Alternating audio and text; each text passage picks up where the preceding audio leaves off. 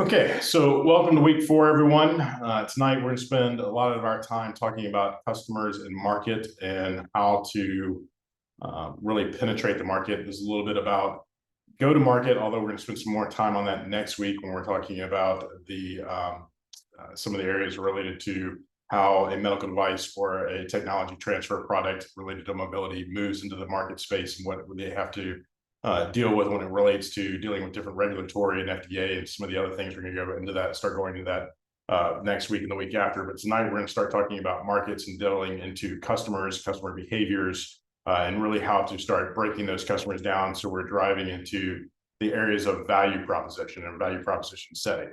As always, tonight's session is being recorded. We have a few people that probably weren't going to make it tonight. That's okay. They can refer back to that. Again, as always, we'll also have office hours tomorrow. If anybody wants those, they can reach out to us. We talked about last week also the final event being an in-person kind of hybrid event. We have a location. It's going to be at Baker Donaldson, really beautiful view of downtown Nashville. It's going to be an awesome event. We are going to be having cash prizes for all the teams. I want to stress everyone's involvement throughout this process and finishing all the way through. The teams that we have, y'all have shown a lot of dedication and really appreciate that. And everyone, I've looked at the homework a little bit here. We're going to go through that in a bit, and I really appreciate everyone's involvement and participation so far.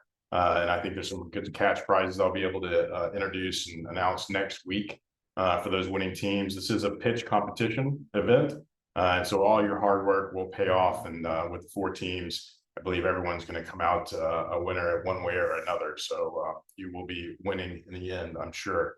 But the hard work and what you put in, I can already tell, is going to be high quality product in the end. So let's continue the conversation tonight. We're going to, like I said, talk about customers and how to break those down, starting to get a better understanding of their buying behaviors and what they do. But before we get that and jump into that, we do need to kind of go over some stuff we went over the last couple of weeks with the problem and solution.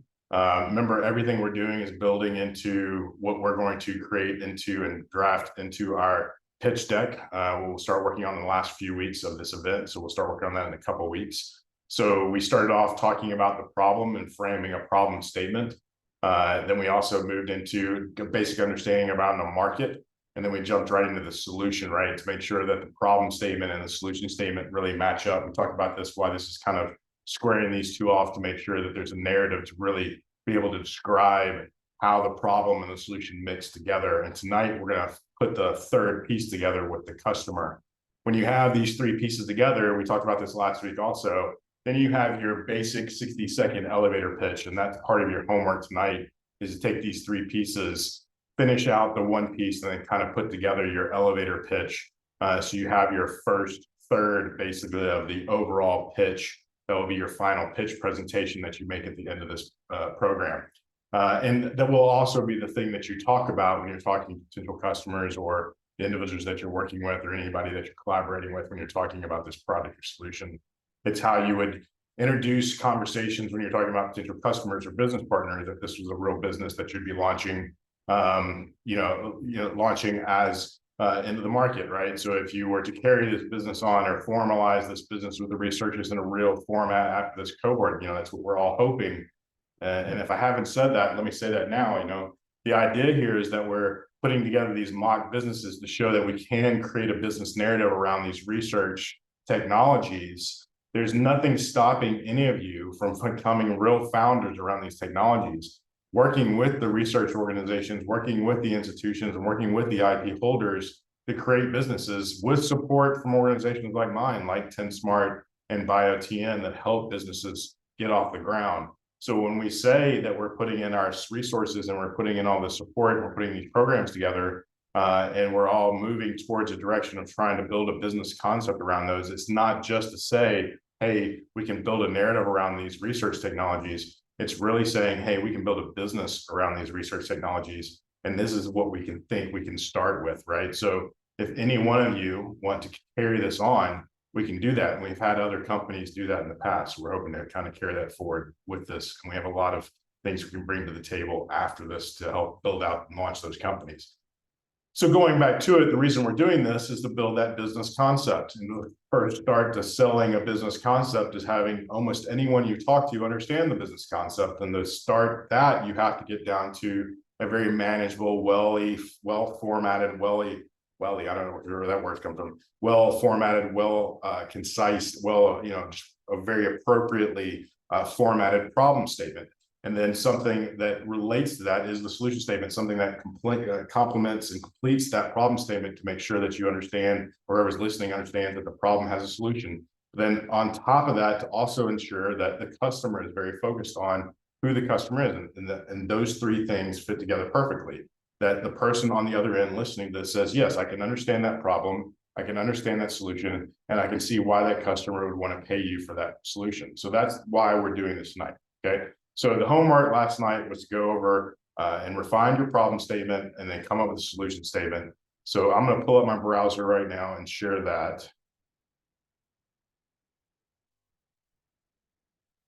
And then move this over real quick. Okay. So as usual, need someone just to come off of mute and we're just going to go in order. So do we have anybody from team 1 that can come off mute and walk me through their solution? If they did a refinement on the problem statement, and then talk to me about their solution statement. Team number 1.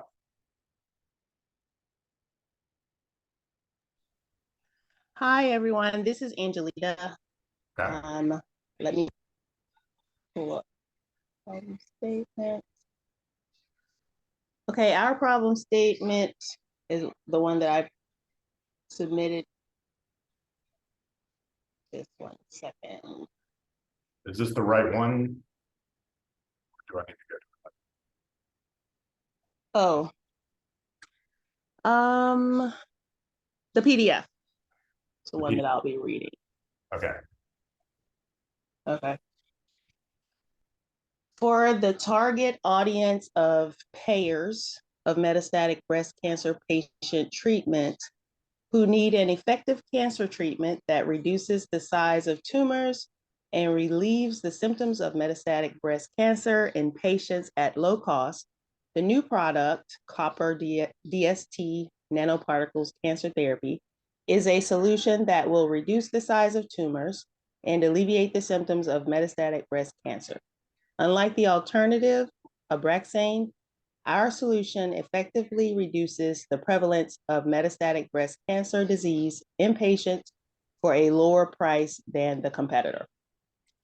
So I just went with that solution statement because of what I currently know, which we're still having to research and get more information. We haven't met with our IP holders yet, but as we get more information, I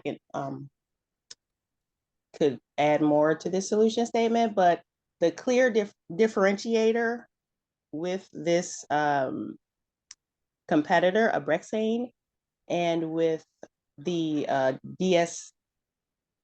is it DSF? I think I put the wrong thing. DST, it's probably DSF. Nanoparticles cancer therapy is the price. So Abraxane currently, the current price for Abraxane is, I believe, if you scroll down in my notes here. Yeah. Let's see. Is $1,673.30 per unit.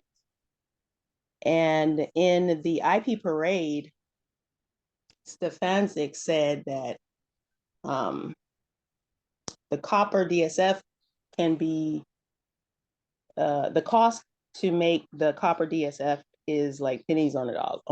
Yeah, so it's very cheap. We're thinking that is, yeah, so that's the clear differentiator here. So I'm sure that there are some, but I would have to do that research. Yeah, so here's a couple of comments. First of all, in itself, in a nutshell, this solution statement is like spot on concise, right? I love it. Okay. Do you need a little bit more information, or do you have the option to add a little bit more information based on what you're saying right now? Yes. And would I? Yes. I mean, I would, because here's what I'm saying is, like, once you added the other things, other elements of knowing that the price significance is so astronomical, I probably would draw a little bit more attention to the lowers, right? It is at a lower cost, but it is astronomically a lower cost. I might not use that word, but it would be drawing more attention of how significant the cost reduction is. Is that the only differentiation? Does it reduce the size of the tumor at a greater pace than the alternative, or is it just that the fact is it's just so much cheaper?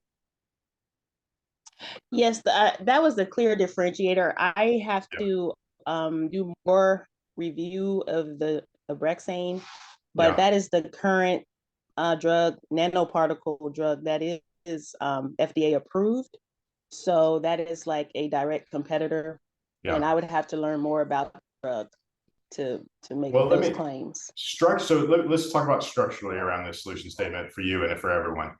This is really, really good, okay? Because what it does is identifies the primary target person here that's suffering. This is the primary payer. Now, there is reimbursables and there's insurance that are involved in this, in the secondary paying market and everything else. But the primary audience of this is the one that is going through metastatic breast cancer, right? Metastatic breast cancer patient who is looking for a reduced cost, right? So you have the patient and the payer, both of them looking for the same amount of treatment, one looking for a reduced cost of that, whether that is the patient or the primary payer, it doesn't really matter. It mentions them both, right?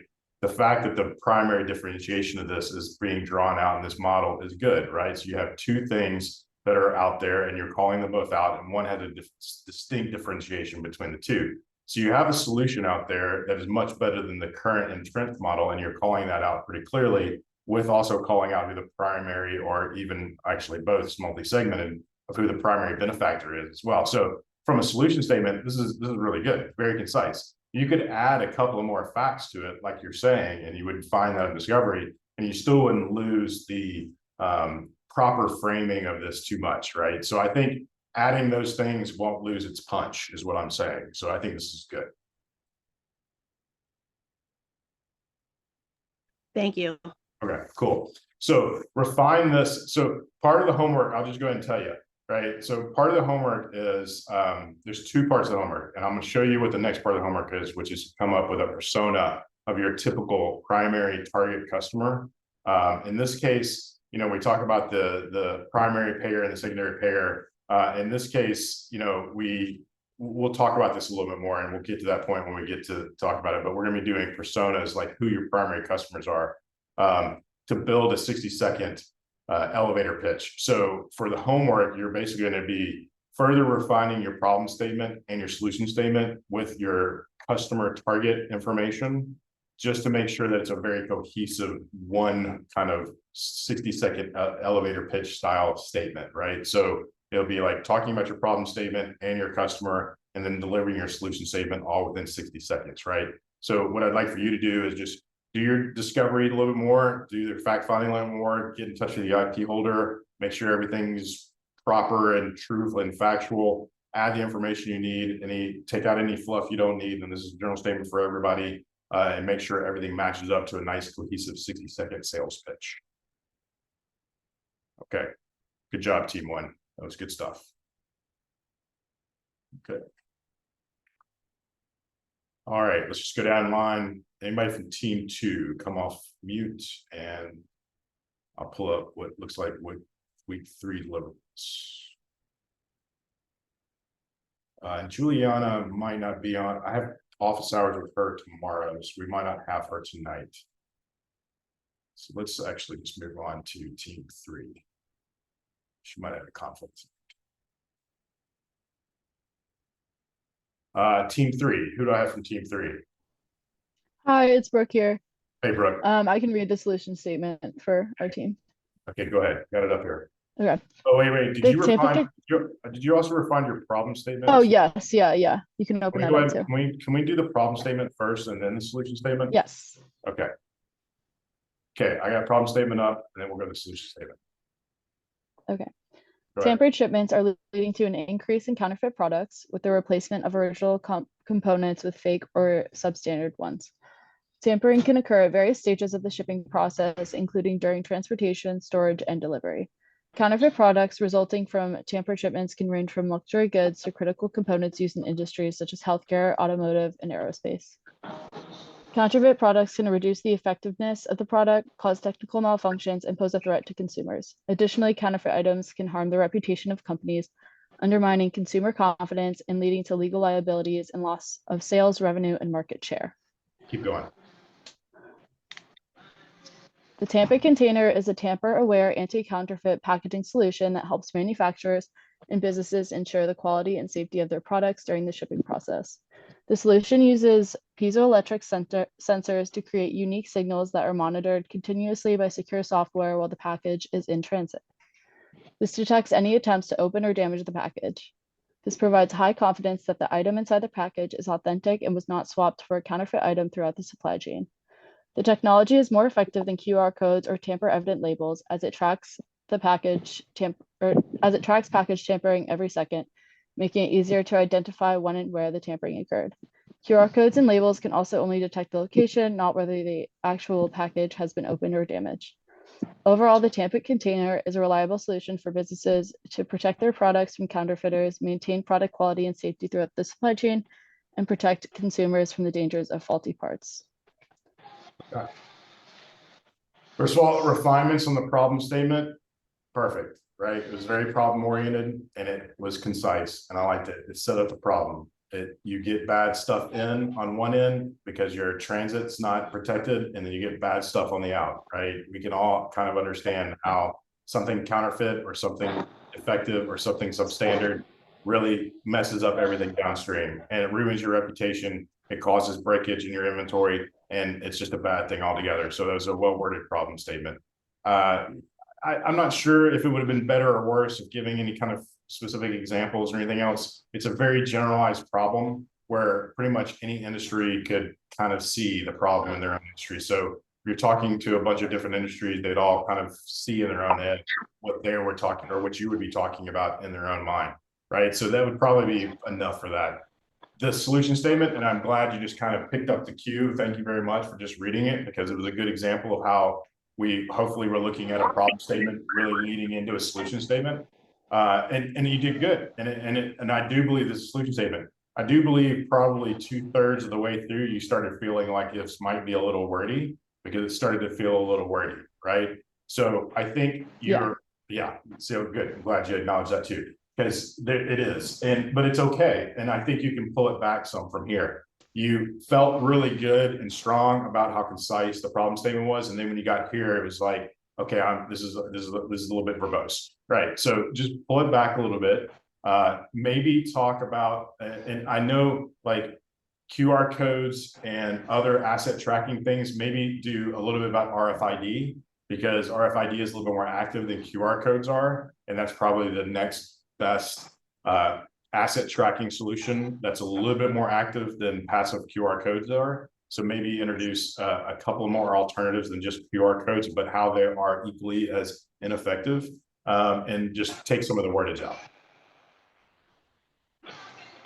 Okay, that sounds good. The only other thing is like, okay, so the solution uses, and I'm gonna have to learn how to say that first part. What is it? Is the I? How do you say the? What's the sensors it uses? P silent? Piezoelectric? Piezoelectric? Piezoelectric? Piezoelectric? Correct me. I'm gonna look it up. Piezoelectric sensors. I'm from the Vanderbilt team. It's piezoelectric. It basically just, I think it's a Greek root for pressure. So I've been saying it piezoelectric. Yes. It's crazy. I've been around sensors for a number of years, and I don't know why I haven't come across that firm. So it's pressure sensors, right? Piezo sensor, electric. Okay, so pressure sensors, but piezoelectric sensors create unique signals. I almost wonder, and I'm asking both of you, I almost wonder if we don't talk a little bit more about the technology. And I almost also wonder, just because now I'm not wondering, just because what we just went through, and I'm not saying I'm an expert on sensors, and most of my sensors are communication sensors, but because I said that, and because it was more or less a pressure sensor, that we are some other type of sensor, maybe I'm saying pressure, maybe it's not a pressure sensor, that we use some other common language that makes it easier for the young person to understand too. if there's another term that we could utilize with sensor that makes it easier for someone to understand the trace and track that it utilizes to be able to do its job, that might be easier too. So what I'm saying here is think about this one sentence, see if you can't bring more out from the technology to better describe what it's doing that also makes it unique from RFID and QR codes and anything else like that, or BLE sensors or anything. I can comment maybe, and Brooke, we can chat offline if it might be helpful. But the way that we've been pitching it, yeah, please go ahead. I'm curious. Awesome. So basically the way we've been pitching it is kind of as a fingerprint or touch ID for, you know, an arbitrary physical object. And to go back to your point, Brian, the piezoelectric element is facilitating. It's like the underlying technology that would reside in a pressure sensor. It's not explicitly a pressure sensor itself. It's more of an interface or a means to an end to obtain these signatures. Gotcha. So it's deeper than the sensor itself. It's what's inside. Okay. All right. Yeah. See, that's the logic that will lose the common investor, right? Is that the special sauce though? Yeah. So we transplanted this idea. It's an existent idea in civil engineering. They use it for structural health monitoring. So they basically attach these like piezoelectric elements, like imagine like a letter-sized piece of paper that's, you know, this rigid wafer that has basically at a microstructural level, it has these metal ions that are kind of slightly off center, such that when a vibration is applied to them, the off-center metal ion basically creates an electrical charge, and that's what's read by the analysis equipment. Okay. So a little seismic reading.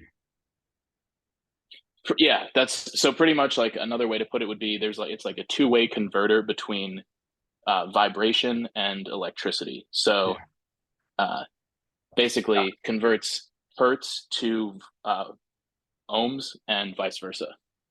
Yeah, you can't get that. Okay, so that's all cool stuff. I'd like to actually dig in. I mean, my little nerd brain is like wanting to know more, and we'll get into it more some other time. Okay. I'm now pulling back a little bit, and maybe we just in an elevator pitch could even say specialized sensors, and then almost kind of move into, you know, and I almost will say algorithmic technology, you know, those kind of terminologies, right? So because what I'm starting to hear is it's not just about the sensor package or the sensor array. It's a little bit deeper than that, really, right? It's also about the conversions of sensor data and the intelligence of that data to then, I mean, I'll even use the word, but model, because it's not, you know, or at least trigger events from that. Did I maybe even but did I summarize something that could actually, you know, relate to how we commonize some of the words, generalize some of the words? I'm really making up my own words tonight to make this more lay version of this words in this problem statement. You know what I'm saying? Yeah, I think that's a good way to put it. I mean, making it definitely more approachable, I think, makes sense. Basically, the reason, and to touch briefly on the RFID versus QR code, what we're doing is we're obtaining a snapshot of the structural state of the container. In this case, we originally had this for, you know, specific objects, and then we kind of abstracted out. We don't care what the object is. We care, you know, whether the thing that contains the object was compromised. And so just to go back to the bridge idea, they can put these sensors on a bridge and they can, you know, excite this element over a set of frequencies and basically determine, you know, if the bridge is cracked, if it's going to crack soon, or, you know, where there might be some chinks in the armor, as it were. So that's kind of why we elected for the fingerprint-based approach, because fundamentally it gives you a physical description of the object that cannot be replicated even if you have an identical sensor. And for more, like just one more technical level of detail, the reason for that is very similarly to semiconductor manufacturing, where quite literally the nanoscale is basically you can't really control the nanoscale impurities in the silicon. And the same idea applies here with these piezo elements. And so that fact basically introduces this uniqueness for each sensor that exists. And then once that sensor is attached to a container, you basically have, like, again, a fingerprint that cannot be replicated. Well, so I want to move on to other things because we got a limited time. We can come back more. So two takeaways for y'all. One is you keep using the word fingerprint. So that's telling. And I challenge y'all to start thinking along the lines, because to me, that's a good marketing term. And maybe there's some usage and utilization there for that term if you interweave it somewhere in this messaging. Two is take this sentence and try to figure out how to get away from piezoelectric to something that's more in depth, yet that doesn't lose the audience, right? So I think that's the challenge there. And then make the rest of it a little less verbose. And I think you got a good solid solution statement. I think the combination of the two, after we see it refined, is going to be pretty much the bulk of your 60-second elevator pitch. Okay. Okay. All right. Good work. Thank you, Brian. Yep. Good work. Thank you. Thanks for geeking out with me for a second there too. Everyone tolerating it as well. Appreciate that. Okay, team 4. Who's here from team 4?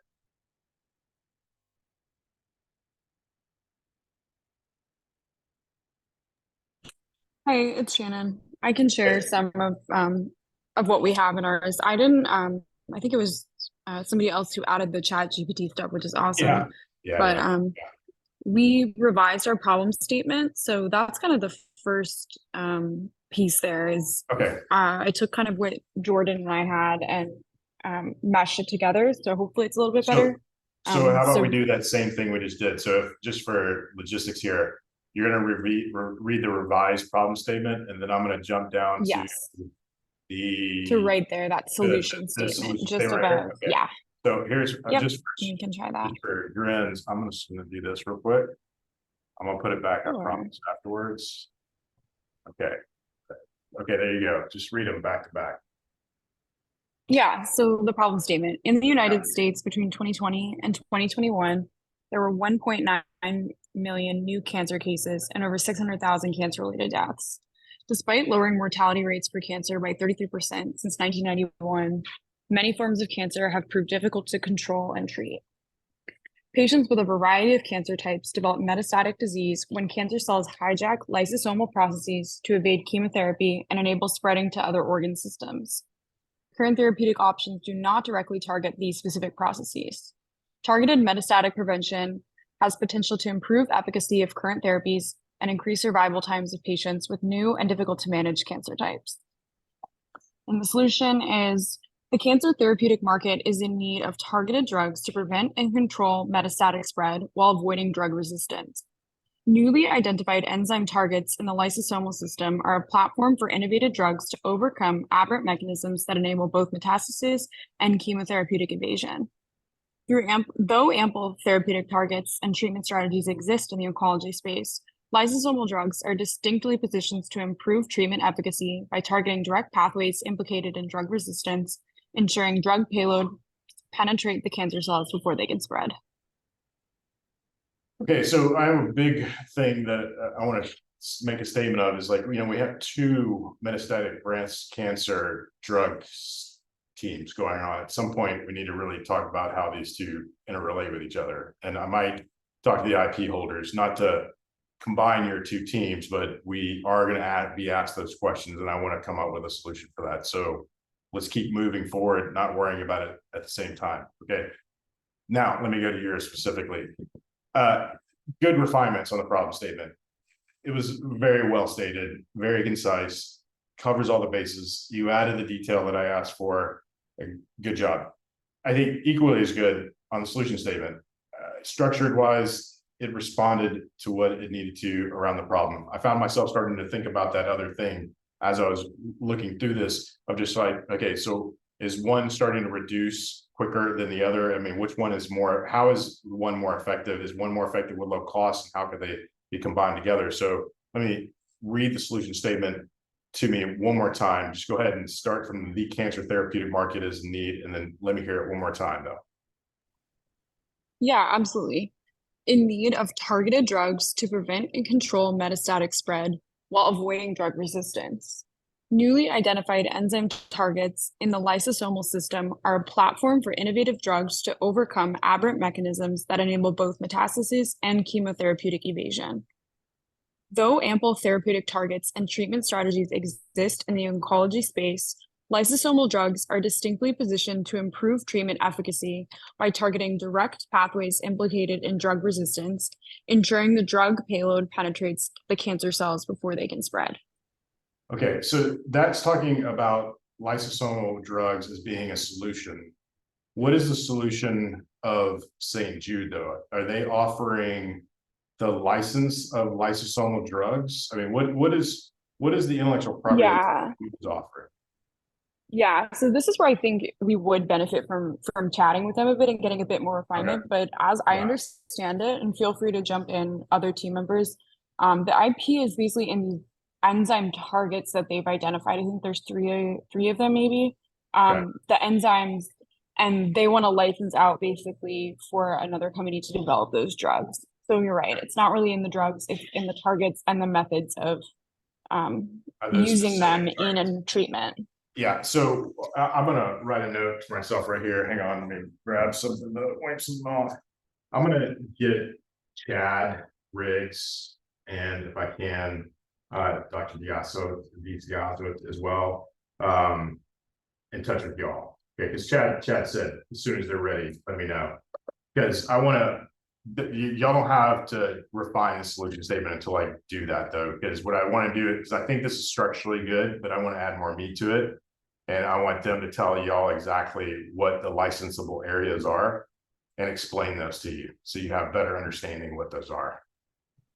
Yeah, that would be helpful, because I think because it is just the targets, it's really broad, and they left it open-ended in diagnostics or in more therapeutics. So I think for these purposes, we just kind of went the therapeutic route, and a lot of the core literature focuses on like drug resistance. So that's kind of the key feature or unique feature that we went with. But yeah, it would be helpful to talk to them. And Chad's in the licensing areas, right? So he'll understand a little bit better than the doc will about really where their target is. So let me get with him tomorrow. I'll send him an email first thing in the morning, just saying, hey, as soon as you can you get with the team to hammer out the solution statement strategy, just so they have a little, like I said, have the right amount of meat in there to really explain the targets. Because otherwise it's just another open blanket statement of like, hey, lysosomal drugs are great at targeting this type of enzyme or these enzymes, or just enzymes, right? With no real like actual target. Well, we know that, but what are the ones you're looking for? And what would other partners want? What partners are you looking for, right?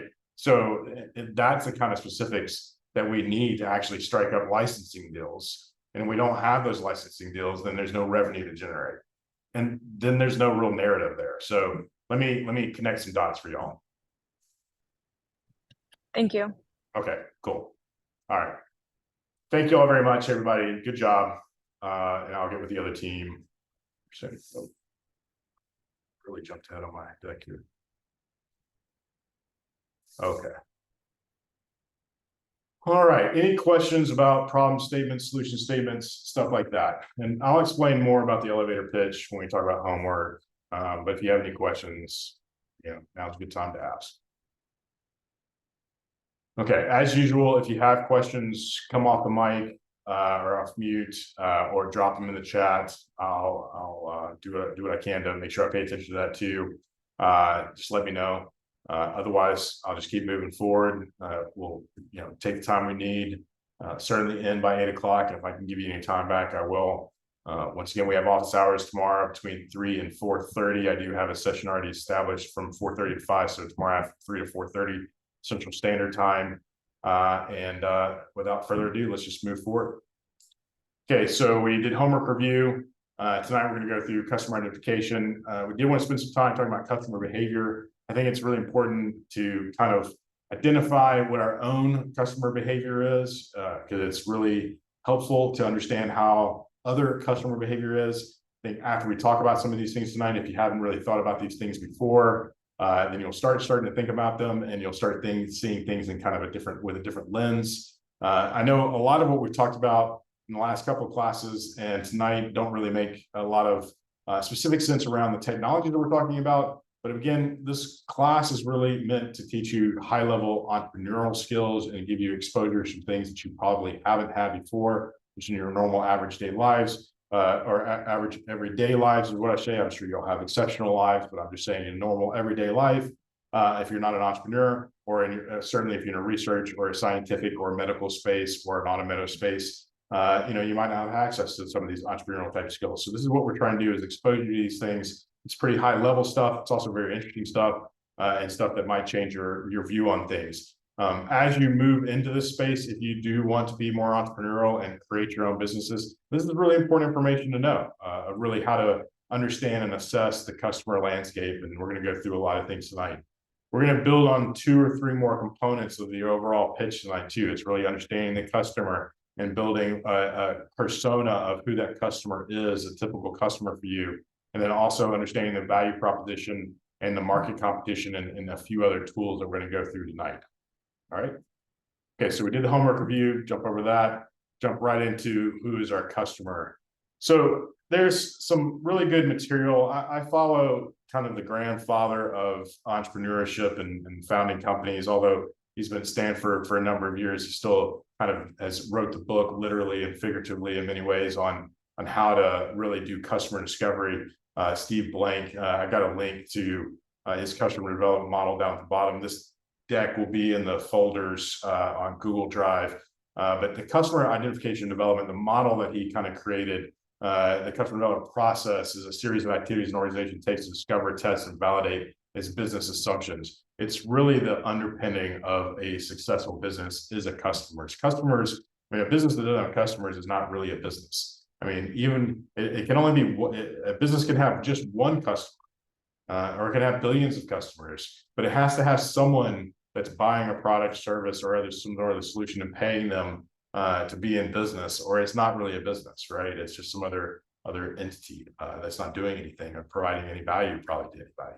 So it has to have a customer, and you have to know that customer. Customer has to be needing something from you, and that customer has to be able to have some sort of pain alleviated or gain achieved from that service, solution, or product that they're getting from that business, right? So in order to understand that, you have to do a discovery process. And we talked about this last week, of really understanding who your customer is by going where they are and observing what they're doing and really figuring out what makes them tick.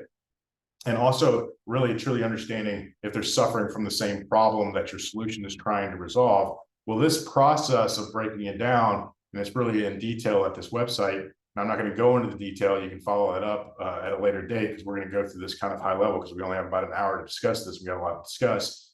Is really about doing this customer discovery and then validating that. And like we do with most things, is really going through this iterative cycle to make sure that what we have is right, by continuously building our hypothesis based on our assumptions and validating that through testing, and then continuously testing and validating, continuously reiterating until we fully have understood our customer. And then we create that customer model, and we build on those customers, and we continue to build our company. So this is what we start to do. We start to kind of try to figure out who our customer is first, okay? In order to do that, we just start continuously, like we have been doing, is asking very specific questions. I mean, who ultimately benefits from your products? We've talked about this in a lot of different ways, and benefit is the key word there. And it gets broken down into 2 different definitions in my book every time around benefit, the word benefit, pain and gain. You'll see those 2 words again in a few slides when we start talking about value propositions. Pain and gains is the easiest way to define benefits or value for a customer. If I am feeling the pain of something, I am going to pay someone to alleviate that pain, or I'm going to take care of myself. If I can take care of myself, I'm going to do that. But if I'm walking around in a ratty pair of shoes, I'm going to go buy a new pair of shoes because it's causing me to have physical pain in my feet, my knees, my back, and everything else. If I'm driving a car that is causing me pain, physical or otherwise, or it's just a pain in my ass, pardon my French, to keep up with and to keep maintaining, I'm going to go buy a new car. These are pain points, right? We do things because we're paying. Hunger is a pain. We want to go eat, we go buy food. If we don't have enough money, we go hungry. These are real pains that we have as customers in some cases, that we cannot go alleviate those pains, but there's other ways and other things that we can go do to alleviate those pains, right? So then there's gains. Those are the things that we really want to have, those things that we need, those things that we are going to want to achieve, that we want to get to. Those are the things we also are willing to pay money for. Those may be things we don't need, but we want them anyway, right? So pains and gains. Those are the two things that we truly benefit from when we purchase something. You're alleviating a pain or trying to achieve some sort of gain. So those are the benefits. So when we're trying to figure out who our target customer are, we're trying to figure out who benefits the most. And the question around metastatic breast cancer, the person who benefits the most, I mean, in one way, for sure, is the patient. Absolutely. That was my first thought. But then again, it's also the pharmaceutical company who is charging a lot of money for the pharmaceuticals, right? And it might not be about breast cancer, it might be about something else. And we see things change over time, but a lot of times that's also something of like who's benefiting the most in the whole scenario, right? But in the case of that, the person obviously that's benefiting the most is the one who's having the most pain alleviated by the person who has the metastatic breast cancer. And that's why we're building those solutions, right?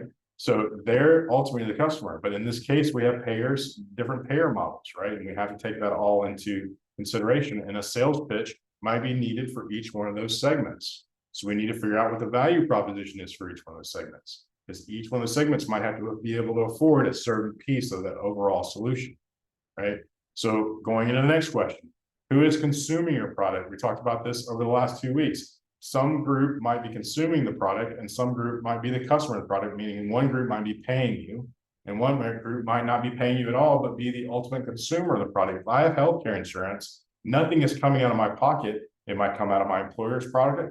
It might be coming out of my insurance premiums. It might be coming out of my insurance policy, right? So there's a lot of different ways of who's actually consuming and who is actually paying these next two questions. And then we talked about this about the benefits, who is feeling the pain and who is getting something, has something to gain of having the products in the hand. So these are all related to who the target customer is. And that these are not the only questions to ask. You can sit here and kind of go through an exhausted level of questions to ask yourself, and there's no end of the list until you just get exhausted from asking yourself of all the different dynamics that you can think of to try to figure out who your target customer is. And I have a tool and a couple of slides here that will show you how to draw a picture, a persona, basically, of your typical customer and make it easier for you to ask yourself these questions. All right, so here's some other things to know. Where are they located? We talked about this last week. So demographics and geographics, right? Where are they located? How do I access them and how do they access my products? That might be the things in the same city. It might be in different cities. It might be just different geographic locations. Like I said, it might be different continents. There's all sorts of barriers too. The next thing, these might be geographic barriers, but they might be economic barriers. It might be also regulatory barriers. It might be all sorts of things. Excuse me. So there's barriers of entry. You hear this all the time. So what barriers are between my product and my customer? What capabilities do they have to buy my product? They might not be able to afford it. They might not be able to get to it. They might not be able to see it. They might not have the same channels of information coming to them so they even know that it exists. What are their tendencies? And then also, what are their influences, right? These are all really important things that all affect how my customer sees me, has access to me, and how they get access to my products. And then also what influences and what ultimately are the triggers that make them want to buy my product or need my product and my solution. And these are all important questions to ask. Then once you start asking these questions, you have to also start understanding how people make decisions, right? So I can sit here all day long and get all the, what I consider to be, yes, maybe an exhaustive list of questions to answer. And when I'm saying, I'm not going after a specific person to say, I want the answers for this specific person. I'm saying, I want the answers for this type of person. And I go through and build a long list of questions. I get as much of my answers. I'm not trying to figure out yet how they behave and start making their decisions, other than I'm just trying to figure out all the parameters and variables to the math problem that could be an influencer, right? Because what I have to go to next is more of the behavioral side of things. What are the other types of more psychological influencers? These other things are more of the tangible things. They live here, they work here, they have these constraints, there are these physical barriers that they have in front of them, or these work constraints or these tendencies that are real to them. Now let's talk about the things that are more native to them innately, right? So here's some biases, and I have a link here that is a really great website, and actually I'll pull it up here in a second, but these 5 here I wanted to kind of look at from both lenses of both personally, but also from a market perspective. These are the things that you kind of have to battle against, right? I got another slide that shows you another market view of these too. So like group thinking, due to the desire for conformity and harmony in a group, we make irrational decisions often to minimize conflict. Sally wants to go get ice cream. Francis wants to shop for t-shirts. You suggest getting t-shirts with pictures of ice cream on them. We group think, right? So that's what we do as a market. So if one part of the market is doing something, then we have that FOMO thing, which actually goes into some of these other ones like bandwagon effect, where we want to do things or we start compromising to do things because as a group, we want to take the path of least resistance. And that just happens naturally. We also do that ourselves inwardly, right? We want to sometimes or most of the time take the path of least resistance because it's the easier path. We just kind of naturally have a tendency to do that. So when you start thinking about buying behaviors and tendencies, that's what you have to start thinking about when you start analyzing your customers in a bigger picture of like, how am I going to penetrate their kind of thought pattern to get through with my product or my idea to make them understand. So, and I can tell probably if I was in your shoes, and certainly if you're probably maybe on the research side saying, well, I don't know, these sound like these are consumer grade product problems, not big tech problems. And I'll tell you, you'll find that that's pretty wrong, because you'll still have to convince someone that your product needs to be their product. You'll still have to find someone to convince them to, against their own other influences, against their other group thinking, against their other influences and tendencies to not buy your product, why your product is better than whatever else they're thinking. And they will have their own biases. They will have their own influences. They will have other things that are going in their head. They'll have their other preconditioned ideas. They'll have their other just plans in their head that are going to be fighting against you of why your idea or why your solution is not as good as the solution that they already had in their head. And those are going to be the biases that you have to fight against. So even with big technology, even with trying to convince people around how to change their current behaviors, even if yours is most disruptive, things that are entrenched for a reason, because they have taken so long to get there, and now they're the path of least resistance. And that's when group thinking comes into play. And that's when bandwagon effect comes into play, where ideas, fads, and beliefs grow as more people adopt them, and they just become the standard norm, or the staple effect, or false consensus when we believe more people agree with us than is actually the case. This one happens all the time. Everybody thinks that. Oh, hundreds of people have said so. And if you're as an entrepreneur and you say dozens, or I believe lots of people think this way, that's a bias on your end. And if you go and say that to an investor, oh, lots of people feel this way, they're going to walk away from you very, very quickly. You have to get past your own biases and get real empirical about the data and say, we have polled 100 people and 27 said this and 54 said this. We have polled 1,000 people and 27% said this and 75% said this. Oops, I don't think, yeah, okay, that math. So, you have to understand that these biases can affect the way you think, and certainly they have to be kind of understood when you're trying to figure out how to get through to your customer, okay? So there's a lot to be said here and a lot of things to understand. There's about 50 of them, these 50 cognitive biases that I like to kind of play around with and teach from sometimes. They're on this website. Go take a look at them. A lot of them are kind of funny. If you think you're not biases, you'll find one on there that you can fit into. I'm certainly certain that you'll find several of your friends and family people in there as well. It's always a kind of a good chuckle to kind of look at these native and cognitive biases. So I encourage you to go look at those.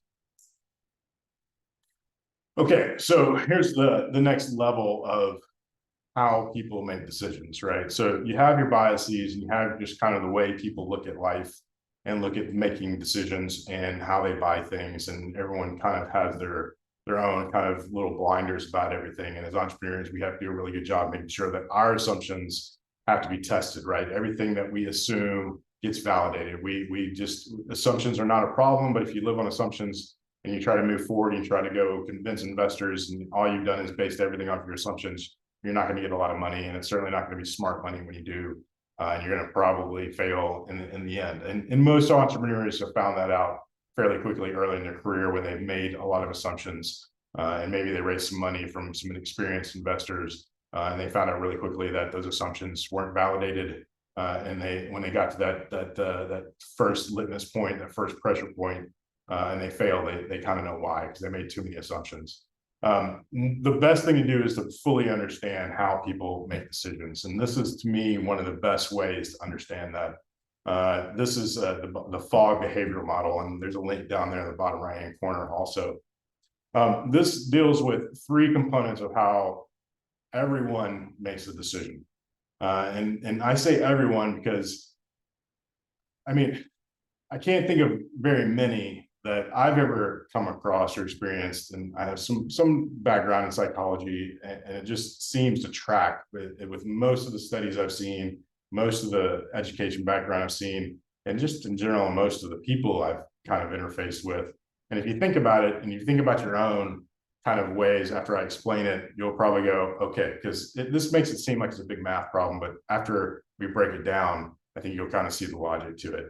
That there's really 3 components for every decision you make, except for maybe impulse buys that you just do at the grocery store from the end cap or something like that.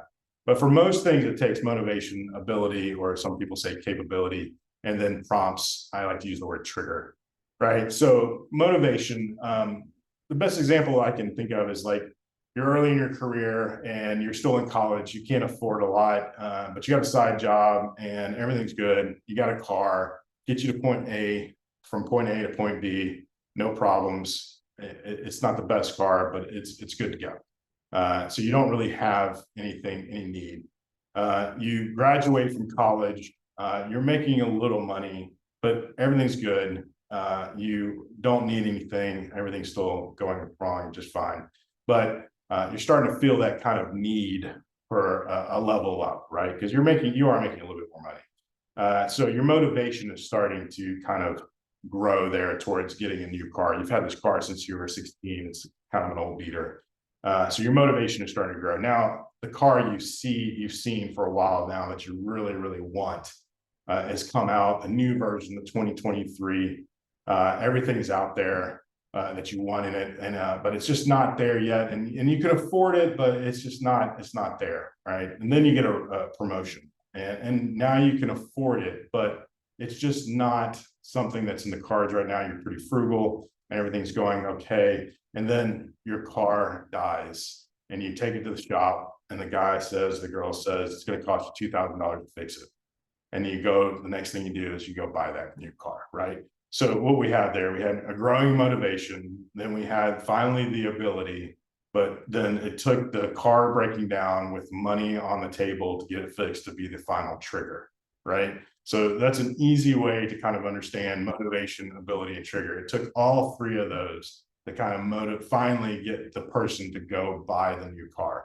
So if you kind of break that down even to smaller things, like it's even in the grocery store when you're doing shopping, do I need this? It's on my shopping list. And there's people that are like very, very specific. It's on my shopping list. This is what I can afford. I'm not going to buy anything else. So they've triggered themselves to only buy what they've said they're going to do, because that's within their ability. And that's how they've motivated themselves to just say, this is all in the same matrix, right?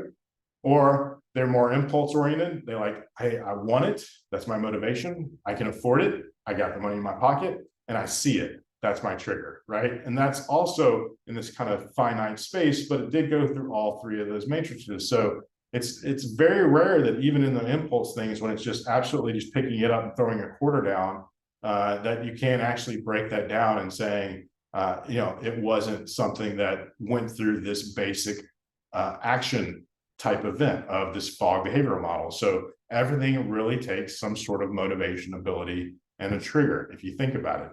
And that's what, when you start breaking this down, now thinking at the other side of this of how you do things, you have to start breaking down when a customer, or in this case, an OEM partner, like if you're doing the anti-theft, anti-tampering thing, and you're looking for an OEM type partner, you have to then say, okay, what is your motivation? Well, the motivation is I don't want product being substandard or hijacked in transit and substituted for something below standard. Okay, what is that going to cost you? When's the trick? You have to break those things down. Like the motivation is cost reduction and loss reduction. The ability, okay, this is what we're going to save you from doing it. And the trigger, we're going to show you how much we're going to save you in costs and all these different things, right? So you kind of have to break these things down to further understand, or to completely understand what is going to motivate a customer to buy from you. Well, this is how they make a decision. So you need to give them the answers that kind of fit into these three things. And then you have to hope they have the ability to buy from you, right? That's the one thing you necessarily can't answer. You can kind of say, hey, what are your triggers and what are your motivations? Your motivations are to prevent loss, and your triggers are to do the same thing, right? So to fulfill that side of the model, you can really ask yourself, how would you make a decision to buy from me? Well, I know what these three things are that kind of make up a decision model and the behavior model, and this is how I'll entice you to be one of my customers. So that's the fog behavior model. It's a pretty cool way of understanding how everyone makes a decision on buying things, even from the smallest little impulse buys to the largest ones. Okay, so understanding how to break down and do discovery. We talked about discovery last week, and really getting out there, even at least mentally, and understanding the customers and understanding the target customers and understanding the questions to ask yourself of really how to understand who the customer is, where they are, where their access is, and then understanding how to discuss or how to detail the tendencies, the influences, and the biases and everything they're looking at. And then understanding their behavioral models and really understanding the things that influence them.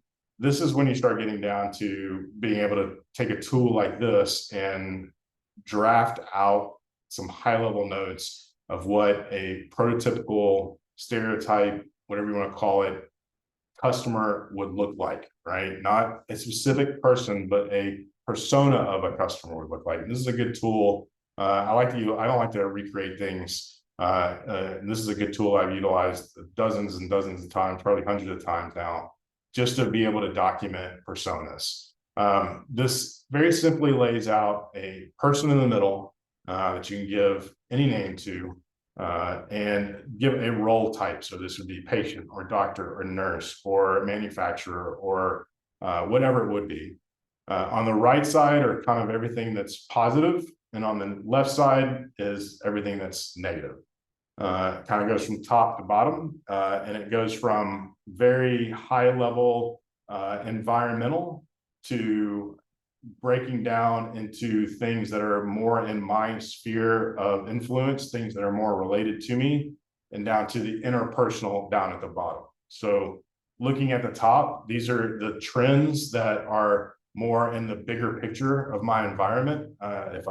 These can be climate, this can be where I live in the general, world, and in a hard, kind of oppressed area, or a good environment, and a cold environment, a warm environment.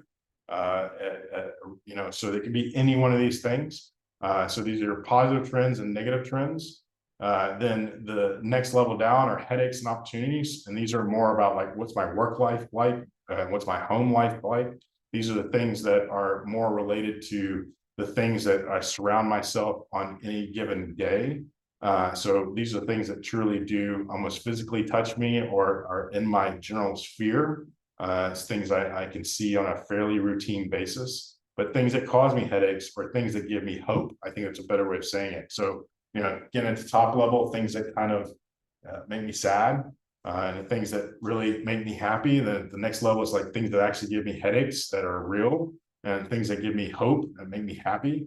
And things at the bottom are things that really touch me kind of interpersonally.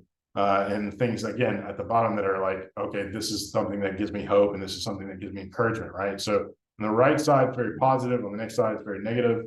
And these are the things that affect me, right? So these are the areas that would better describe the influences around me that I, as a business owner, would like to understand in order to influence someone to buy product from me, right? So that's the persona canvas. With this, you should be able to see between the idea discovery canvas and the persona canvas and a couple of other tools that we have, it really is a fairly simple set of tools to give you an overview of your problem, your customer, your solution, most of your major business components, your targeted customer. I'm going to show you a value proposition canvas here in a minute as well. You can do a lot with just a very few pieces of tools that we have available for you to kind of fully describe what your business concept is and how to build an execution plan from that. And what's great about these tools is you can share these tools with other people on your team, share these tools with other individuals of interest as well, and kind of give them an understanding. I mean, if you took this document and said, hey, this is what our customer looks like, you could share this customer with the rest of your team. I mean, share the document with the rest of your team and say, this is kind of what we think our customer looks like. What do you think? You can even take these tools to actual customers and say, this is what we hear, right? This is what we believe are the things that influence what we feel is our typical customer. And we feel like you may be our typical customer. What do you think? And help them validate what that has. The better understanding that you have about your customer, the better you can service that customer. I think that's the bottom line. Okay, we did talk about this a little bit last week. In order to make sure that you have a properly defined customer persona or market persona, you need to get out there and observe and meet the prospective customer to validate, have them understand what type of prototypical, kind of stereotypical customer you're trying to target, right? You need to validate that. You need to be positive and kind and ask them questions. Let them be more informative about what they want, their feelings about these things. Document as much as you can, follow all the pathways, keep building and disproving the hypothesis, keep asking why, and keep going until your hypothesis is fully proven or disproven and you walk away from it, or there's no more information to find out. You can kind of start building out your product and continue to build out your narrative. So the customer discovery process, when you're in a real business, it's a never-ending process and continues to iterate over and over and over again. And these tools and everything we just talked about, and kind of an understanding of your customer and understanding the psychology. I mean, I spent mere minutes on things that are, some people's entire career. I mean, there's a great topic of study called infographics that is all about customer behavior. It's all about the understanding of buying behavior and customer discovery and definition, identification, segmentation. It's all about trying to figure out the best ways to understand how people do the things they do, why they do the things they do, and why they buy the things they buy. And that's what we do in my world to figure out how to build businesses that people are going to want to do business with. So it's an incredibly large room or area of study that I try to put in about 35 minutes. So I highly encourage you to go follow some of the links I put on those documents. The homework that we're going to have you do is not as in depth as I just laid it out. We're not creating a full-fledged business. We're trying to build a narrative, a business concept, like I said earlier in the evening. So there's not anything more that you'd have to do than a couple of things from what I just laid out. But I do encourage you to go and dig deeper into some of these areas, and especially if you want to carry this forward after this, we will dig a lot deeper in a lot of this stuff as we move forward. So it's very interesting stuff when you get into it. This is my science, is what I have. Okay, so just wanted to kind of cover something because we're going to do this for homework next week. This week is about the canvas. I wanted y'all to take a stab at kind of doing that and then refining a 60-second elevator pitch. But I wanted to go ahead and give you a few things to think about for our next component of education for next week. So this is a value proposition canvas. And again, it's just a very simple tool. And again, I didn't create this. It's I like to reuse. This is from Strategizer. I've never seen anything better than this, so there's no reason to recreate it. But again, it uses the two terms that I think are the best, most well-defined terms when it comes down to dealing with value proposition. The best term in all to deal with value proposition is about benefits. What is the customer benefiting from by utilizing your solution, buying your product or service? And that's the value proposition. Value proposition is directly related to benefits from the customer. And when you're breaking that down, it's broken down into two things: gains and pains. So on the left here, we have the gain creators and the pain relievers. That's what you're going to provide. Over on the right, we have the gains and the pains. That's what they're experiencing, right? So when you're looking at it and you're starting to fill this out, you start over the right, you're saying, okay, what are the jobs that they want to be done that are going to do the gains and the pains, right? So you start with the gains. What are the things that they would make them happy, right? What are the things that they're looking for that would add to their lives, not subtract from their lives? That subtractions and reductions of things that cause the pain is for the bottom part. This is things that would be additive to their lives. They would add value to their lives, and add something to be done to their lives, a job to be done. Yes, cutting grass is something you add, and it's removing something, but it's really adding value to their lives. So what is good that you're adding to their lives? Pains is something that you're doing for them that's very annoying, right? So you're taking something away from them, right? So a beautiful lawn is a gain. Having to cut the grass is a pain that you're taking away from them, right? So there's kind of two ways of thinking that, right? So the pains are definitely something that they just don't want to do, or something that's physically painful, something that's annoying. You're definitely taking away something they just don't want to do. And then the jobs to be done are the specific things that will deliver the gains and the pains for them, right? Then on the other side, the left side, is what your product actually does to respond to those pains and gains, right? So the gain creators are, what can you offer your customer that's going to create those gains, or how can you help your customer with your product or service to relieve those pains or alleviate those pains? And then what are your product or services that your product or service has that will create those or deliver on those jobs? So between the circle with the three components and the square with the three components, you have built your value proposition. And then we'll translate that narrative wise into the deck, right? So message and narrative wise. So this is what we're going to be working on next. But we first have to understand problem, solution, customer. Then we have to understand the needs of the customer and understand what the pains and gains are. Then we take our product solution statements and problem statements and make sure that we respond to those gain creators and the pain relievers. And then we have the holistic message of saying, we have problem, we have solution, we have customers, and we have value proposition. That is a complete sales pitch right there, right? Then all the investors want to know is, hey, how are you going to go to market? What are your financials and funding needs, and a few other bits, and then you have an overall business narrative or business concept, right? So value proposition kind of close out the first part of the whole problem, solution, customer, market fit piece. And so we'll go deeper into this next week, and the homework will be related to this value proposition canvas. Okay, another area that we will spend a little time on is go-to-market, but for this group, go-to-market means a little bit different. We're not going to spend a lot of time talking about inbound marketing and outbound marketing. That's not going to be very relevant for the pitch, because it's not relevant at this point for technology transfer at the level that we're talking about. But I did want to talk about customer acquisition and engagement, because it's very, very important, especially at a high level, to understand. And we will talk about it a little bit and dive a little bit deeper over the coming weeks in just a variety of different areas. But I do like to share resources, and this is a good resource. This is from HubSpot. The URL is cut off down at the bottom by my little thumbnail video, but in the deck that's going to be on the Google Drive, you'll be able to see the URL. Excuse me, let me take a sip of water here. This is the customer acquisition flywheel, the HubSpot flywheel. It's a model adapted by HubSpot to explain the momentum you gain when you align your entire organization around delivering a remarkable customer experience.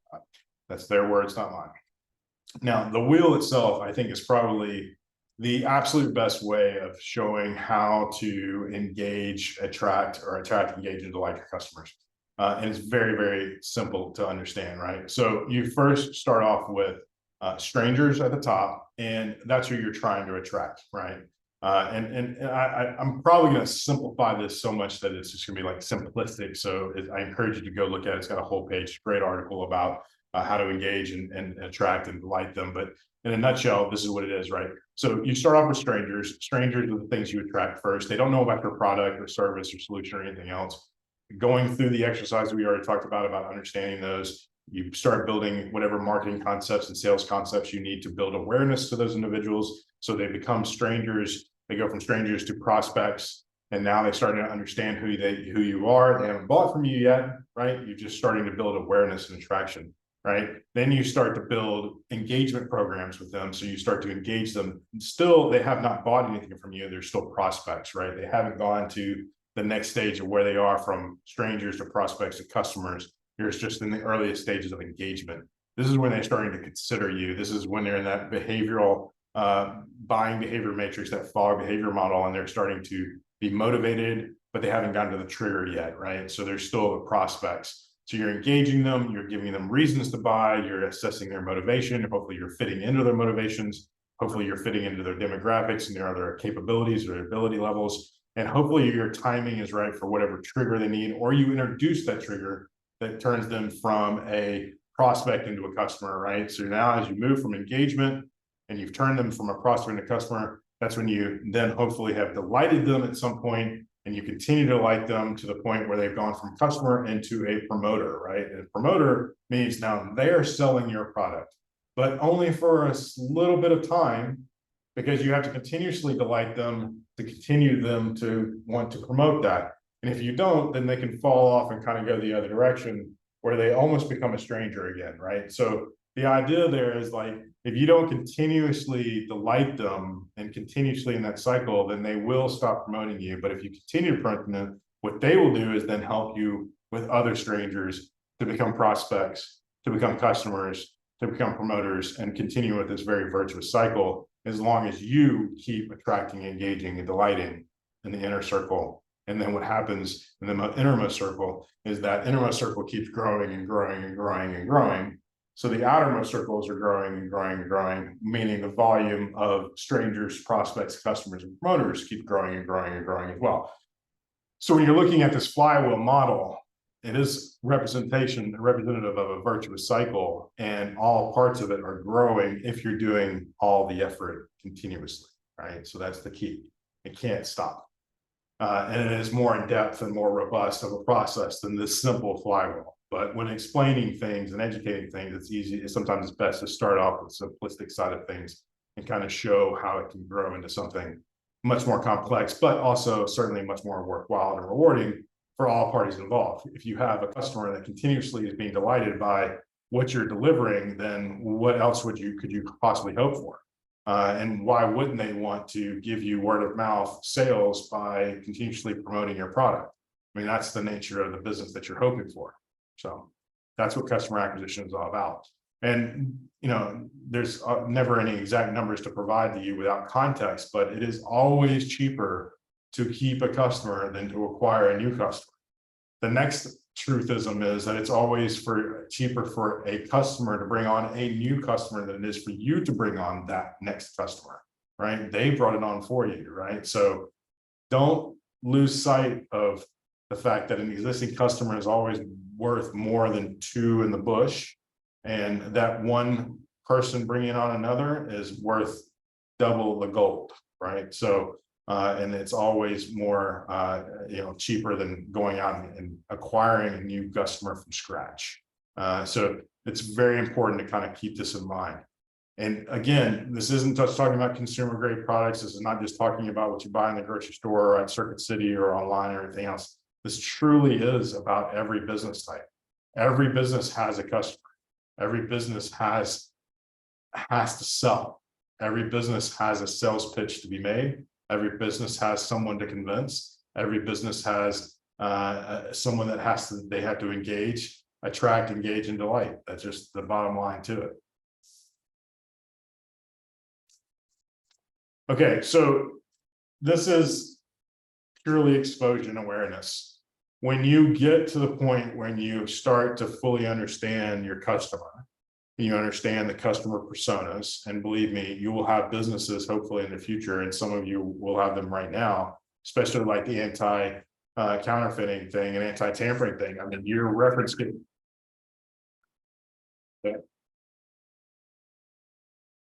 That might have been me, actually. Can you hear me still?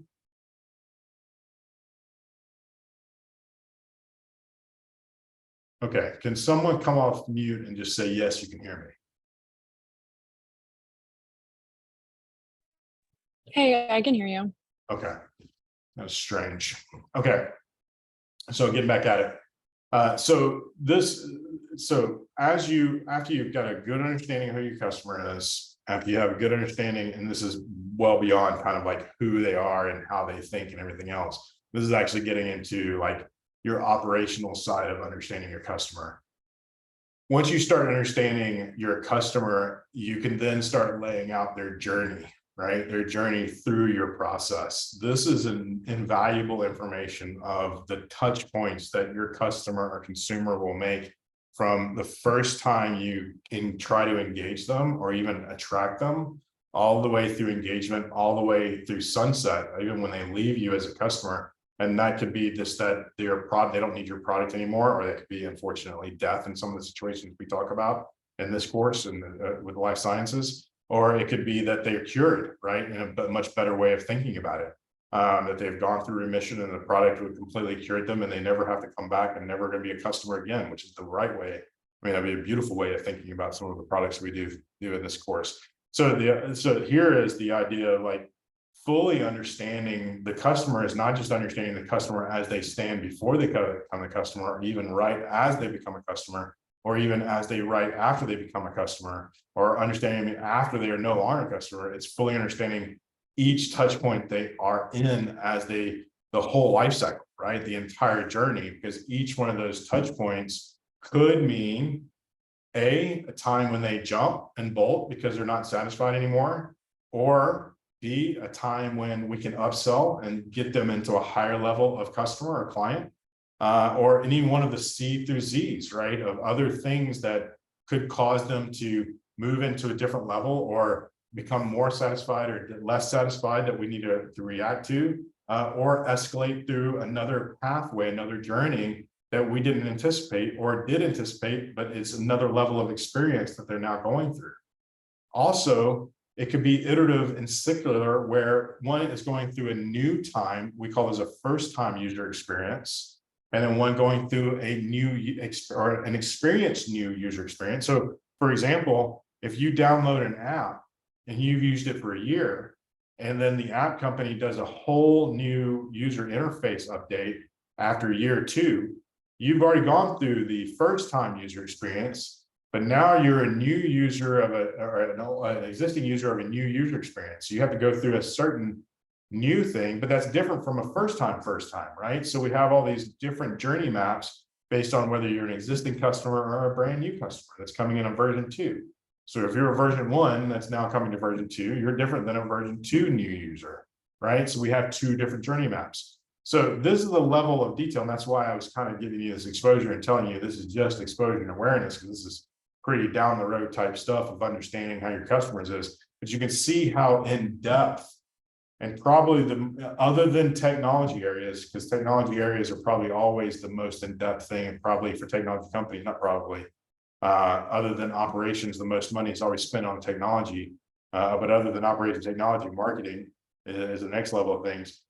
As far as knowledge base goes, probably some of the deepest knowledge base need area is in customers, understanding the customer, right? Data, tons of data is needed around the customer, understanding how and where all the touch points are and how those touch points impact and affect the customer. The pro tip here up on the right, I wanted to bring that up because that was also very important. So like the anti-tampering device and a couple of other things. For the cancer things, those are very, actually, for one, it's very specific because we're talking about a new delivery mechanism. For the other one that we're talking about the various targets, those are like reference cases. For the anti-tampering device, we've talked about this. There is, I don't want to use the word countless, but there's certainly numerous different industry verticals that you could use that product on. Numerous. do you really want to go to an investor and say, oh, we can be in any industry? Well, you're going to get an investor go, okay, well, come back to me when you're more like focused on what industry. And you're not going to, and I'm not going to say you, I'm just saying many founders be like, well, I just said it can be any industry. And again, the investor's going to go, okay, but you don't have a company that's actually has the ability to go sell to every industry right now. Come back to me when you have a reference case and a beachhead customer that you've sold to prove to me that you can actually sell your product to an industry, right? So like going out first blush and saying we have a product that can be utilized in every industry actually does you more harm sometimes than good, because it's not focused enough.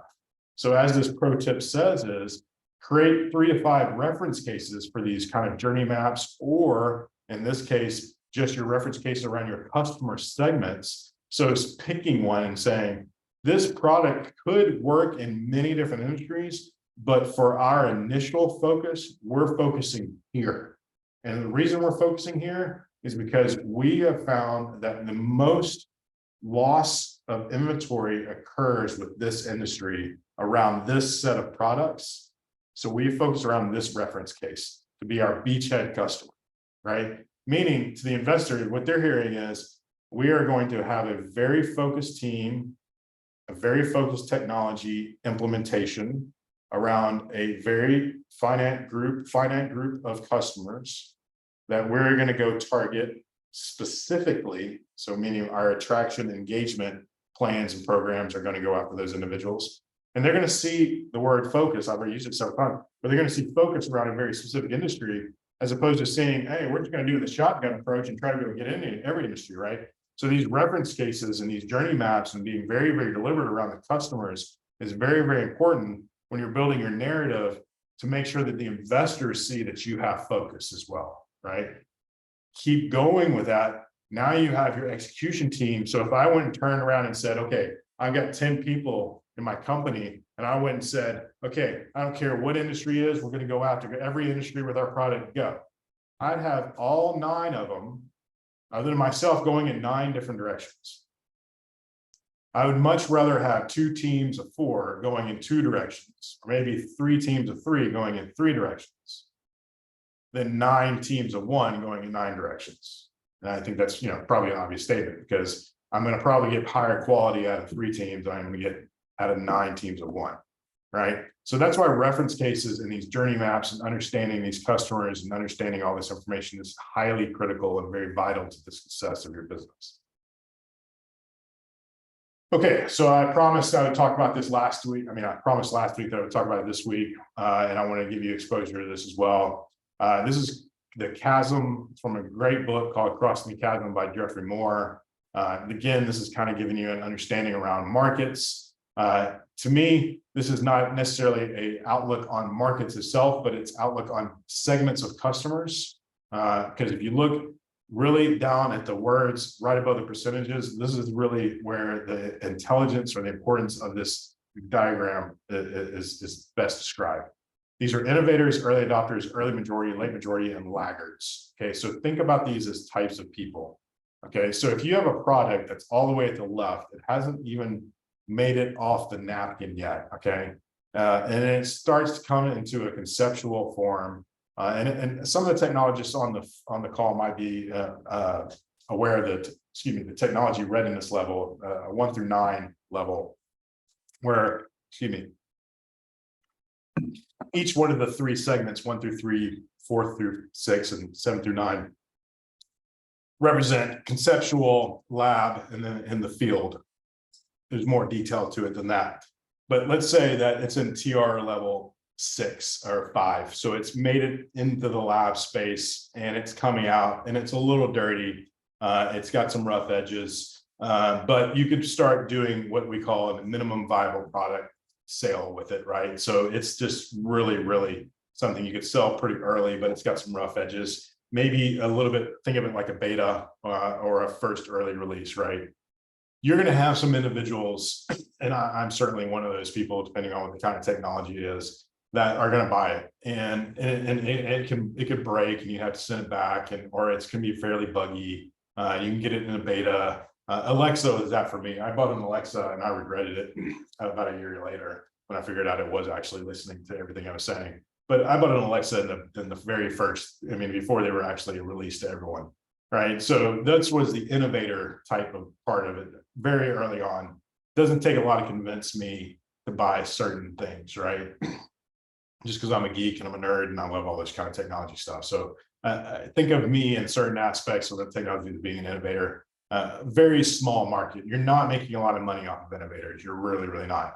But we're also the type of people in a lot of aspects that will test something out and then provide feedback to the person or the company and everything else. Say, hey, this didn't work, or you need to really refine this, or buggy as hell, go back and do whatever, right? So we're the beta team and sometimes the early release team and maybe version 1, right? So then you go into the next level, and this is a lot of times it's the MVP, but it's certainly the first true feature set, right? It's the first level of like the minimum viable product that someone would be realistically willing to pay you money for and have an expectation of it working pretty well, right? That they're not going to want it to break and they're not going to want to return it. They're going to want to keep it and they're going to want to make sure it works well and have a little bit of reliable service to go along with it. So if they can call a number if it's broken and have it fixed or replaced, so on and so forth, right? So it's a little bit more tolerant, a little bit less tolerance for the early adoption or the innovation side, but still wanting access to something very, very quickly and early in the cycle. So those are the early adopters, right? Again, between these two, you're talking about 16%, right? So you're talking about a very small market, 16% of the market, right? And that's if you capture the entire 16%, because you're not going to do that. So even if you were to capture, which is certainly an aggressive percentage of 10% of an early market for a startup, talking about 10% of 16% of a total market, it's very, very small, very, very small. Okay. So then you'll see that there's a chasm here. And when this is a natural kind of occurrence, and it's undeniable. I mean, it's factually based. To read the book. No one's ever written another book about this because everyone agrees with this. And it's just kind of become the industry fact on kind of crossing the chasm. And everyone refers to this as the same way. There is this natural born kind of chasm between the two. It's both time and distance, seemingly, of just saying there is a gap on trying to convince someone, and it has something to do with both the fact that a product needs to go through a certain bit of evolutionary life to become better, both in number of features and number of users, and also life in the market as far as awareness goes. So there's just this natural breeding time that occurs with a product. And we have seen that become more and more abbreviated as technology has become, like TikTok and a variety of things that have occurred to make things become more aware faster, because word of mouth has gone so much, rapidly disseminated through other mechanisms over the last year and a half, really, and especially through COVID, because we stream more, we DM more, we IM more, we TikTok more, everything's more rapid now. So it has shrunk a bit, but it's still there, right? So this is the chasm, but you can see why it's there. It's like convincing someone who is like early in the adoption phase to like the early majority. So if you think of the early majority, those are the ones that they like to be cutting edge, but they're still going to wait for someone else to kind of bleed first, right? Not literally necessarily. They're going to wait for probably 25% of their neighborhood to go ahead and do it, maybe less. They might have 2 or 3 people on their neighborhood go ahead and do it, then they'll do it. And it's just like, hey, we'll go ahead and start and we'll feel it around for it. We'll see if Bob and Sue are doing it, and then we'll do it, blah, blah, blah. So it's a little bit of word of mouth.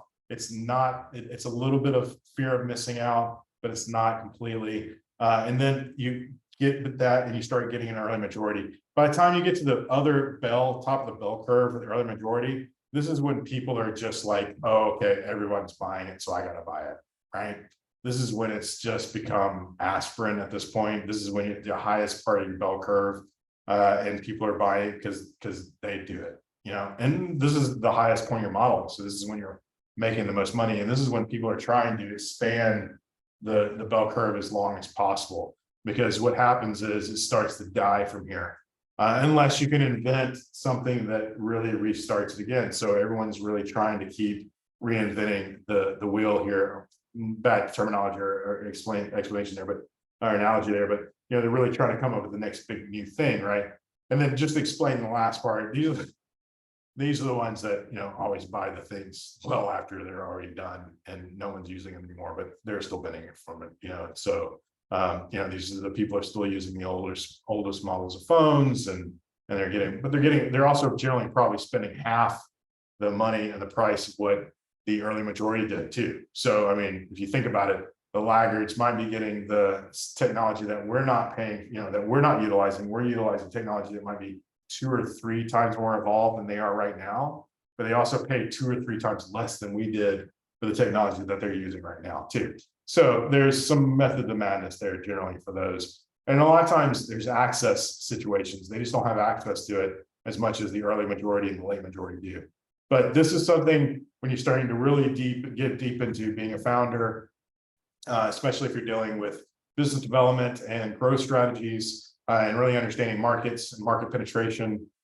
This is something that you would dig into and try to fully understand. Okay, the last topic for tonight is competitive market, and we are going to build a competitive market matrix in a couple of weeks for the pitch. But so I wanted to go ahead and get you awareness, and I'm going to share the pitch deck with y'all probably next week. We won't go through it. I'll just put it up on the Google Drive. It might already be up there actually. It's a standard template. It kind of goes from basically the same structure we've been going through, and also follows the idea discovery canvas. So I've been introducing different parts of that as we go through each one of these classes. Some parts I've been going in detail. Some parts I've been kind of pushing off the next week to go into detail, or giving you an introduction from one week and then going into detail the next week. This is one of those things. So we're going to talk about competitive market tonight in these 2 slides, and then we're going to go into detail a little bit later on in the cohort, and then it'll be in the pitch deck as well. We do need to get an understanding of what the competitive landscape is for each one of these products. We talked about a little bit with one of the products tonight, just on the QR codes and a few other things. But this is also not just necessarily like technology competitors, but other competitors, like real competitors, like, you know, FedEx to UPS type things, right? So there's 2 universal truths about a competitive market. And I think these are just basically the only ones. But competition is not necessarily a bad thing. It could mean that there is an established yet entrenched market to be disrupted. So a lot of times coming into a market where there's already competition is the best thing, especially if there's an entrenched market that can be disrupted. And I'll tell you why in a minute. Because I'll go ahead and tell you. If you have to go into a market where you're a breakthrough device, and this goes for the medical device side of things more than anything else. If you have to go through into a market and you're a breakthrough or novel, then you have to educate that market, and that can be difficult. If you have to educate the market on what your product does, even if it is truly revolutionary and will change the world, that's a longer sales and marketing cycle, because you have to truly define, educate, and inform the market of what your product does. And that takes time, but it's worth it in the end, because you'll be the only provider, the only vendor. And then people will come in there and try to eat your lunch because you just established a market, right? So it is sometimes definitely more fruitful to be the first to market, but it is definitely the larger lift of the 2. When there's an existing market, the lift is not as heavy, but you also have to go fight a little bit more in the trenches, because there's other, you know, things eaten out of the trough there. So you really have to go in there and dig in and get a full understanding of the competitive landscape, so you can differentiate yourself. And sometimes that's within intellectual property. Sometimes that's going in there and doing it better than others there. I have a product right now that I'm working with where there has been long-standing patents on the products, but the products don't do what this new product does, right? So there is entrenched competition, but this new product is breakthrough. But the good news is there's predicate devices already there. So not only through the FDA process and the reimbursable process for insurances are there predicate devices, but this new product does 2 things that the other ones don't do that make it breakthrough. So we only have to educate on 2 additional things, but not the overall market. So there's an entrenched market that we can disrupt, plus we're adding 2 new things that make it a new part of the market. So in some cases, it actually comes into the favor of having new and old and with an existing market, and also a part that you're creating on the fly. So it's not necessarily a bad thing to have a new market, especially if it's something entrenched that you can kind of come in and disrupt. That way you don't have as much education. You just come and say, hey, they've been here for a long time. Here's us, and we do it better, and we're new. If there's no market there, then you have to come and create the market, which is something that's just a challenge. Doesn't mean it's impossible. But the other truth is, understanding the competition is vital to the success of your company's protect and growth strategy. And when I'm saying you don't have any competition, you may, but odds are you do. And if I'm saying, or you're saying you don't have any competition, that won't be for long. If you establish a market and you're the only competitive player in that market, it will be only a matter of time before you have other competitors in that market. And if you do not pay attention to what they do, they're going to eat your lunch every day, all day, breakfast and dinner, right? That's just the nature of the business. That's the nature of capitalism. That's why we do these things. So always having understanding of the competition is vital. So when we come down to the pitch, we're going to have a table, and this is not the most pretty of versions, and you can build it in a variety of different ways, but we're going to have a table, something like this, where unless you truly have no competition in the market, and we can talk about that, and we can figure out something to do in that regard, you're going to build some sort of table out there that says, hey, other companies are doing this. This is how we stack up against that. I wanted to go ahead and throw this in front of you just to kind of give you both a brief discussion around competition and competitive intelligence and understanding what the competitive market is, and understanding that competition is good and healthy, as well as kind of a precursor or pre-shadowing of saying, hey, we do need to have something in our deck that talks about competition and unfair advantages. Our unfair advantages are both our intellectual property, which we'll talk about next week also, as well as how we stack up around our competition.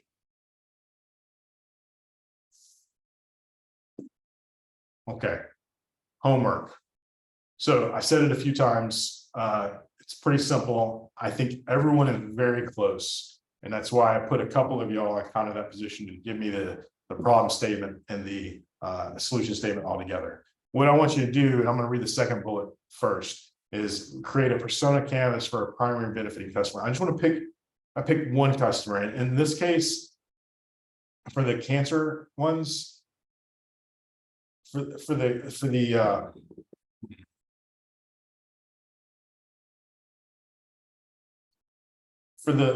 team 1, I want you to focus on the cancer patient.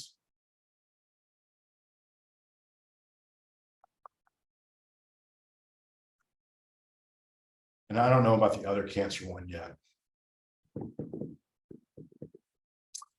I tell you what, do me a favor. Don't worry about the customer. For those 2 cancer ones, don't worry about the customer just yet. Just refine your problem statement, your solution statements to be a very concise elevator pitch, right? Just get it locked in, those 2 pieces. So where that it just flows into like one statement that gives me the problem and the solution, while still mentioning who the primary benefactor is. Don't worry about the canvas just yet on the personas, okay? That's the main thing for right now. The reason being is like your primary customer, if you can reduce the amount of healing time, then I think your primary customer is the patient. If you're talking about reducing the overall cost, then your primary customer is probably the primary payer. I don't know. I have to think about that. And I think y'all need to think about that too. It's like, take the persona canvas and try to figure out who your primary customer is and give me your best approach at everything that impacts their decision-making. So take the persona canvas and do your best that you possibly can on who you think the primary benefiting customer is. I'm going to think about it also. Ask me questions if you have. If you get really, really stuck, just let me know. I'm going to think about it too, just kind of put my own head around it. And let's see what we come up with for the persona canvas. It's eluding me right now, but I think we can come up with something together. And then the other thing is just doing the 60-second elevator pitch. Y'all all put together what it would be, a 60-second elevator pitch that discusses the problem, the statement and mentioning the primary identified customer. Okay.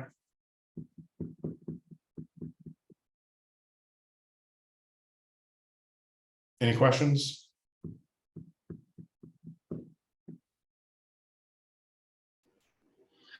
Will each team just have one elevator pitch? Each team will have one elevator pitch.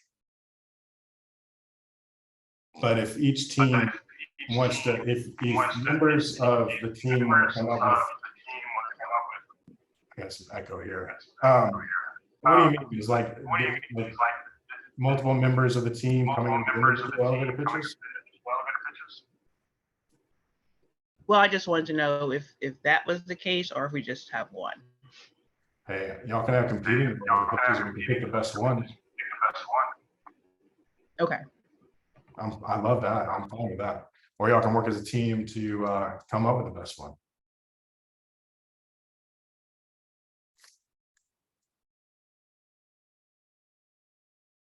Okay. All right. Office hours tomorrow. Let me know if you need any time. I'm booked up from 4:30 to 5 with another team. If you want 3 to 4:30 at 30-minute increments, just let me know. I'll render this video here in the next hour and post that by mid-morning tomorrow for anybody to refer to. Probably some fairly funny areas. I think I made up 14 new words tonight. Tongue was quite twisted, so it should be for a good laugh. If anybody wants to, I don't know why anybody would, that's already here. But anyway, enjoy the rest of your evening. 14 minutes back in your evening tonight. I appreciate your time, appreciate all the effort that you're putting forth. Let me know if you need time tomorrow. We'll meet here again next Thursday. Just a last note, I'll be in Nashville all next week, having some at Innovation Week. If anybody's in Nashville and would like to come by Innovation Week, sponsored by Launch Tennessee, just let me know. I can pass on some RSVP links for you to do that. It's all free. On Tuesday, there'll be a lot of cool stuff, Wednesday too. So just let me know if you want some links if you're in the Nashville area and come on by. We can maybe hook up and share a coffee or something. All right. Other than that, I appreciate your time. Have a great evening. Let me know if you have any questions. Other than that, good night. Thank you. Good night.